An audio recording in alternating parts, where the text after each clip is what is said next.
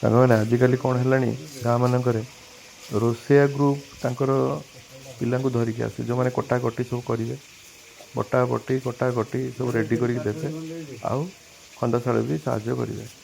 ଆମର ସେମିତି ରୋଷେଇଆ ଗ୍ରୁପ୍ ଆସୁଥିଲେ, ତାଙ୍କର କଟାକଟି ଟିମ୍ ମାନେ କଟାକଟି କଲେ, ଆଉ ଏପଟେ ଆଉ 3 ଜଣ ଛଣାଛଣି ସବୁ ରେଡ଼ି ଆରମ୍ଭ କଲେ, କେଉଁଟା କ'ଣ ହେବ, କ୍ଷୀରି ବସିଲା, ଇଏ ବସିଲା।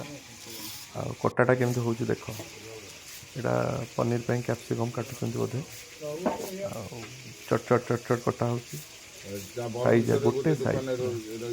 ଆଗରେ କ'ଣ ରାତି 2ଟାରୁ ସମସ୍ତଙ୍କୁ ଡକା ହେବ, ଗାଁ ଲୋକଙ୍କୁ 2 ପ୍ୟାକ୍ ମାଲ ଦିଆହେବ କି କ'ଣ, ସେସବୁ କଟାକଟି କରିବେ, ଆଳୁ ଛଡ଼ାଛଡ଼ି କରିବେ, ଏସବୁ ଜିନିଷ କିନ୍ତୁ ଆଜି ଆଉ ଗାଁରେ ନାହିଁ।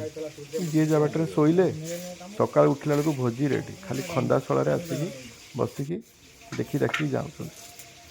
ଆଉ ଦେଖ କଖାରୁଟା ବି କେମିତି କଟା ହେଉଛି, ପୁରା ଗୋଟେ ସାଇଜ୍, ସେମ୍ ଥିକନେସ୍, ପୁରା ଗୋଟେ ସାଇଜ୍, ଚଟ୍ ଚଟ୍ ଚଟ୍ ଚଟ୍ ଚଟ୍। ପନିକିରେ ପୁରା କାମ, 5ଟା ବାଜିବ, ଛୁରୀ ଫୁରି ନାହିଁ। ଆଗ ହାତ ପନିକିରେ ଯେମିତି ଚାଲିବ, ଛୁରୀ ଧରି ସେମିତି ଚାଲିବନି। ଭଲ ରୋଷେଇ କରିଥିଲେ, ଭଲ ଚାଲିଛି ସେଭଳିଆ।